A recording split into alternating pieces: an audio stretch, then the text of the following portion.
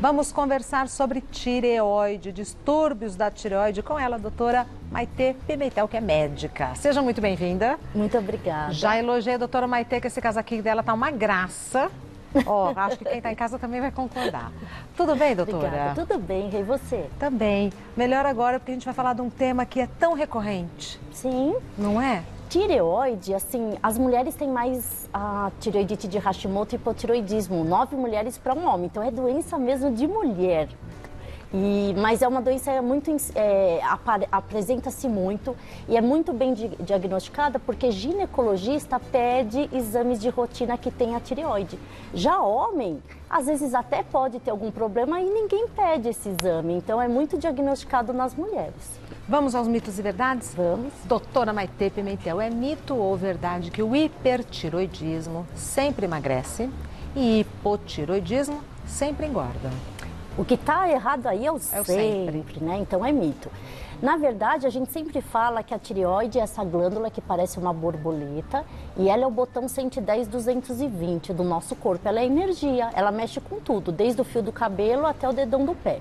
Então, se ela está trabalhando em excesso, pensem que tem muito combustível. Então, a pessoa fica com taquicardia, ela fica eufórica, ela emagrece, ela tem diarreia, ela transpira, é tudo para mais. E o hipo é tudo para menos. Então, aumenta o peso, também cabelo cai, você fica mais fadigada, sintomas de depressão, preguiça, moleza. Então, geralmente, o hipotiroidismo aumenta o peso e o hipertiroidismo emagrece. Por quê? Porque o metabolismo é alterado, independente da comida e do exercício.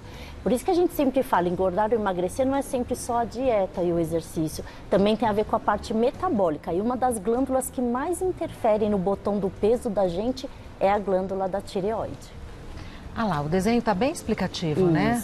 Então, o hipotiroidismo é tudo mais lento, mais devagarzinho. Então, o cabelo demora para crescer, porque a gente dentro do cabelo tem o piloro, que é onde nascem as vitaminas. A gente tem um perfil de alteração do humor, preguiça, sono, indisposição, mais junto com uma irritabilidade. A pele fica mais seca, mais áspera. Os pelinhos podem cair e a gente tem a tireoide, às vezes, diminuída de tamanho. Por quê? A tireoidite de Hashimoto, que é a doença autoimune, que ataca a tireoide, é como se fosse uma guerra atacando ela vai ficando pequenininha, né? Já o hiper, você vê, é bem característico a tireoide aumentar de tamanho, ter o bócio. O olho também pode ficar um pouco mais saltado, que a gente chama de exoftalmia. A gente tem o aceleramento do todo o metabolismo, então perde peso, transpira mais, diarreia, insônia. Pode também ter irritabilidade junto e a tireoide pode ter a tireoidite de Graves, que é mais comum ela ficar mais inchada e depois ela murcha, ela desinflama.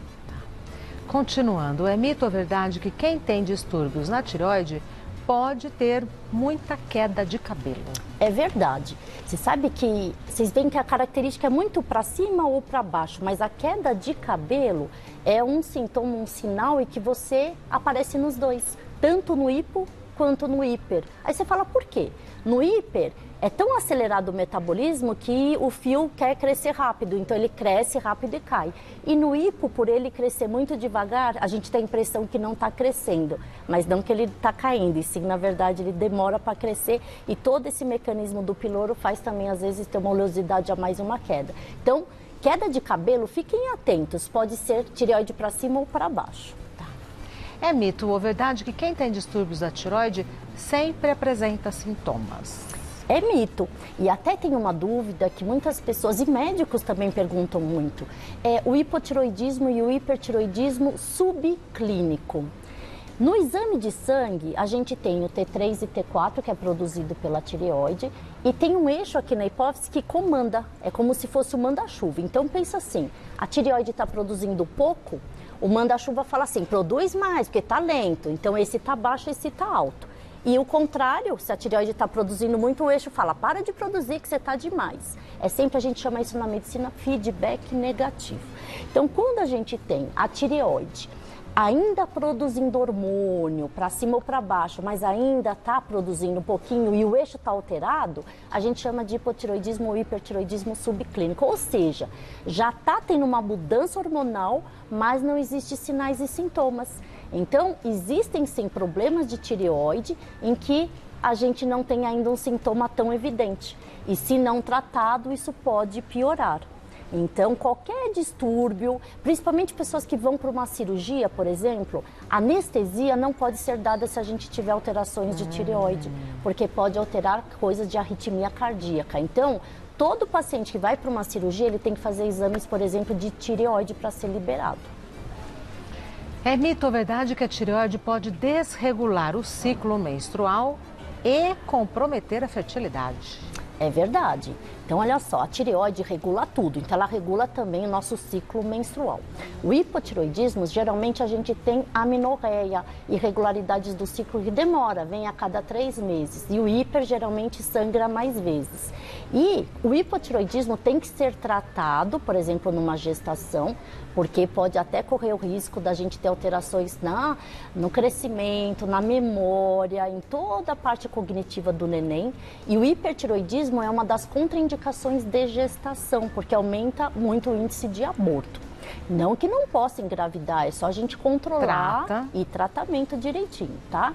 E quando a gente faz o tratamento, a gente regula todo o hormônio. Então você fala, eu estou tratando, eu estou tomando remédio, mas mesmo assim eu estou tendo queda de cabelo, mesmo assim eu estou com preguiça, aí já não é a tireoide. Como são sintomas muito inespecíficos que ocorrem no corpo inteiro, confunde com anemia, com depressão, com outros tipos de cansaço. Então tem que tomar muito cuidado também para não colocar toda a culpa na tireoide. É mito ou verdade que tireoide de Hashimoto pode aumentar o peso e o colesterol? É estranho, né? Mas é verdade, é questão de prova isso. Então, a tireoide, quando ela está trabalhando pouco, ou ela tiraram um pedaço dela, fez uma cirurgia, ou ela teve um vírus, vocês sabiam até que Covid tem alteração para tireoidite, ou ela foi lesada por uma bactéria, ou ela tem a tireoidite de Hashimoto, que é a doença autoimune, que o estresse faz atacar a tireoide como se fosse uma guerra. Aí ela para de trabalhar e fica pequenininha. Então, qual é a pergunta? Pode aumentar o peso? Sim, porque dá o hipotireoidismo. Pode aumentar o colesterol? Sim. Então, se você tem hipotireoidismo com colesterol alto, nunca se trata o colesterol sem antes tratar a tireoide, porque geralmente, tratando o hormônio tireoidiano, o colesterol vai abaixar automaticamente. É mito ou verdade que problemas de tireoide podem dar depressão ou ansiedade? Aí essa interpretação é verdade que podem dar os sintomas, né? O hiper é mais irritabilidade, ansiedade, acorda várias vezes de noite, briga com todo mundo, não se aguenta. Existe até a psicose do hipertireoidismo, em que pessoas têm até alucinações, como se fosse esquizofrenia. Menina. Então tem casos de pacientes internados com quadro de esquizofrenia que é hipertireoidismo. E da mesma forma, todo paciente com sintomas de cansaço, preguiça, indisposição, o colorido da vida não está muito bom, não consegue executar as funções, a gente tem que dosar o hormônio tireoidiano. Muitas vezes não é depressão, é só alteração do hipotireoidismo. Doutor, é uma coisa simples, mas que pode complicar. Sim, e são sintomas que eles se confundem com muitas coisas. Para o médico é Sim, e às vezes você está levando isso, tô cansada, o cabelo está caindo, acho que eu tô com anemia, não tô comendo carne, eu acho que eu trabalhei muito hoje, vai empurrando, isso vai se agravando. Então você vê que o psiquiatra, por exemplo, ele tem muita função no diagnóstico de problemas de tireoide, porque às vezes é ele que descobre tudo isso. Temos perguntas do pessoal de casa, um minutinho que eu já venho. Muito. E tem gordura boa, HDL, baixa caloria e tem muita proteína. E tem fósforo que é para o cérebro. Viu? É isso. Então vamos às perguntas do pessoal de casa. Começando pela Ana Maria. Tenho tireoide de Hashimoto e hipotireoidismo e tomo remédio há 3 anos para o controle. Posso ter alguma dificuldade para engravidar, mesmo estando com a doença controlada? Ótima pergunta, O hipotireoidismo com a causa da tireoidite de Hashimoto é uma doença que geralmente nunca vai curar, porque depende do estresse. Então, se está mais estressada, tem mais ataque da tireoide, aumenta-se a dose. Se está menos estressada, menos ataque, abaixa a dose. E tem muitos pacientes que vão no consultório e falam, eu vim aqui porque nenhum médico acerta a minha dose, cada um falou uma dose. Mas, na verdade, essa dose vai se alterar ao longo da sua vida. Eu até brinco, se você for para Ilha Deserta com o Brad Pitt, você vai curar da tireoide, com uma bolsa de dinheiro. Mas é só para vocês entenderem que ela vai variar e vai alterar. Então, quando a gente tem uma gestação, a gestação por si só é um estresse para o organismo. E isso pode alterar, tanto é que todas as mulheres, mesmo sem ter problema de tireoide, elas têm uma alteração do hormônio tireoidiano no primeiro trimestre da gestação. Então, meninas com Hashimoto, mulheres com Hashimoto que engravidaram, têm que fazer um acompanhamento bem fino, de mês a mês dos hormônios tireoidianos para a gente regularizar e dar tudo certo. Não fiquem preocupados que vai dar tudo certo. Boa. A Marcela diz o seguinte: o que pode acontecer caso a pessoa não saiba que tenha problemas na tireoide e não o trate? Muito bem, Marcela. Por exemplo, casos extremos de hipertiroidismo.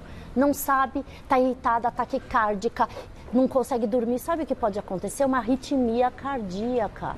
A principal arritmia cardíaca... Desenvolve uma arritmia. Fibrilação atrial e pode ter parada cardíaca. O hipotiroidismo é mais difícil esse problema, né, no coração, mas chama coma mixedematoso. A pessoa também tem parada de todos os órgãos, entra em coma. Então você vê como é importante. Eu estou falando aqui dos extremos, os extremos, né, que é bem raro, mas existe essa possibilidade se não tratado, sim. Estou em dúvida, o que eu faço? Eu não sei, a doutora falou, pensei em umas coisas, estou em dúvida, o que eu faço? Tem que dosar o hormônio tireoidiano. Procura o médico para fazer o exame? Procura o médico, é um exame tão simples, é laboratorial. De sangue? De sangue, e a gente também geralmente faz ultrassom, que é outra dúvida. Às vezes a pessoa tem um nódulo na tireoide, uma bolinha. Eu tenho vários. E é muito comum, 60% das pessoas podem ter. E só 5% dos nódulos são cânceres. Então, a maioria dos nódulos de tireoide são benignos. E nem por isso se toma remédio, não é hipo nem hiper. O nódulo está lá. Só se alterar a glândula inteira é que a gente tem que usar o remédio, que a gente dosa pelo TSH e pelo T4 livre e pelo T3, pelo exame de sangue. Na dúvida é sempre bom investigar, né? Não tem medo do diagnóstico, medo é não tratar. Justo, e às vezes, como a gente falou, não está sentindo nada e já está iniciando a doença, a gente já faz uma prevenção. Próxima pergunta da Luciane. É preciso aumentar a dose do remédio para controlar hipotiroidismo de quanto em quanto tempo? Olha, essa pergunta foi difícil, isso mesmo, Lu. Existe uma coisa que chama-se meia-vida das moléculas. Então, por exemplo, vocês tomam uma dipirona, ela em 6 horas faz o efeito e cai o efeito do sangue. Quando a gente dá um remédio de levotiroxina sódica, que é o hormônio tireoidiano, ele demora 21 dias para fazer ação no organismo. Ixi, tem que ter paciência. E paciência. Então, quando a gente troca a dosagem do hormônio tireoidiano, a gente tem que, no mínimo, esperar 21 dias a um mês para ver se essa dose está certa ou não. E não parar de tomar. Isso que eu falo, tem que tomar direitinho, gente, 21 isso dias. É uma coisa que acontece muito. Ah, eu estou mais cansada, eu aumentei a dose, tomei 2 comprimidos. Ah, eu estou elétrica, eu não tomei hoje. Não é para fazer esse tipo de coisa. É para esperar sempre a troca da dosagem com o exame de laboratório. Mais uma da Renata. Estou tentando emagrecer e não consigo, mesmo fazendo exercícios e comendo de maneira saudável. Recentemente, eu fui diagnosticada com hipotiroidismo. Se eu começar a usar o remédio para tratar a doença, eu vou emagrecer? Muito bem, Renata. Então, como trata-se de metabolismo, se você começar a tratar a tireoide e ajustar a dose, daqui 21 dias, tratando direitinho, o teu metabolismo vai estar regularizado. E aí você vai, a dieta, exercício, intestino, dormir direito, tudo funcionar de uma forma tão harmônica que o teu corpo vai responder bem à dieta e exercício. Então fique tranquila que quem tem hipotireoidismo ou hiper, bem tratado, consegue ter o metabolismo de uma forma correta. É outra vida, né? É outra vida. É outro tudo. Sim. A personalidade da pessoa muda. Sim. A memória, a execução, até disposição sexual, a questão de fazer atividade física, a questão de... as crianças com hipotireoidismo têm dificuldade na memória, então até crianças que não estão indo bem na escola têm que dosar o hormônio tireoidiano. Já vem, doutora. Um minutinho só. Gente, e o bolo de cuscuz que a Gasoli vai fazer? Tenho certeza que você vai amar. Continuando então, perguntas do pessoal de casa sobre distúrbios da tireoide. A próxima é da Cleide. Crianças e adolescentes podem ter problemas na tireoide? Podem sim. Pecado. Então, Cleide, judiação, mas Existe até o hipotireoidismo congênito, que é do bebezinho. Existe hipotireoidismo nas crianças. Até o teste do pezinho já é para ver um tipo de distúrbio da tireoide, que é o congênito. Pessoas idosas, na meia-idade. Mas o mais comum é na meia-idade. É dos 25 aos 45 anos de idade que se desenvolve. Mas qualquer idade pode desenvolver. E qualquer idade pode tratar? Qualquer idade pode tratar. Luísa, estou com um nódulo de tireoide. É preocupante? Qual a diferença de cisto? Luísa, eu tenho várias, viu? Então, a Rê Vários. tem nódulos, não fiquem tão preocupados. Eu também tenho 3 nódulos, né? Os nódulos, eles têm aumentado ao longo da vida aí. A gente tem muitas hipóteses que estão falando por que eles aumentam. Irradiação, coisas que a gente não deve saber de agrotóxicos, que são disruptores endocrinológicos. A gente sabe sobre o bisfenol A, que são os fitatos, os plásticos esquentados, alteram a tireoide. Toda vez que, por exemplo, acidente de Chernobyl, ou pessoas que trabalham... Atinge a gente. Está lá do outro lado do mundo, mas chega na gente. É uma bolinha, né, doutora? O mundo é uma bola. Iodo altera. Então, a gente sabe que a tireoide aumentou até a incidência de câncer de 5 para 17% nos últimos 10 anos. Aumentou bem, hein, doutora? Bastante. Então, tem que sim investigar, não fiquem com medo. A maioria dos nódulos são benignos e a gente vê pelo ultrassom a característica.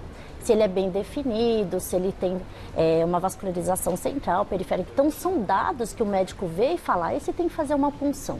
A punção também não é nada de tão perigoso, é uma punção aspirativa com agulha fina, não precisa de anestesia, é guiada pelo ultrassom. Mas cistos, que era a pergunta, cistos são 100% benignos. Cistos são bolinhas de água. Então, dentro é bolinha, que às vezes se você fizer a punção até ele estoura. E o nódulo, ele já tem uma densidade dentro, geralmente não estoura. E é difícil o nódulo crescer, mas às vezes pode crescer. Por isso que quem tem nódulo de tireoide, todo ano tem que fazer um ultrassom, de preferência com a vascularização, para ver se tem sanguinho dentro ou por fora. E se esse nódulo crescer, tiver características alteradas, a gente faz a punção. Não é porque fez a punção, tem que fazer sempre. Só se esse nódulo modificar ou tiver aumento de 20%. Então, cisto é benigno, nódulo provavelmente é benigno, tem que investigar e sempre seriar com ultrassom para o seu médico. E sabe uma coisa que a gente não deve fazer como paciente? Ler o resultado do exame. A gente não entende nada e mais acha que é coisa ruim. Não pode ler o resultado do exame. Aí põe no Google, não explica nada. Dá pro médico. O médico fala tudo, a gente pergunta. Aí chora.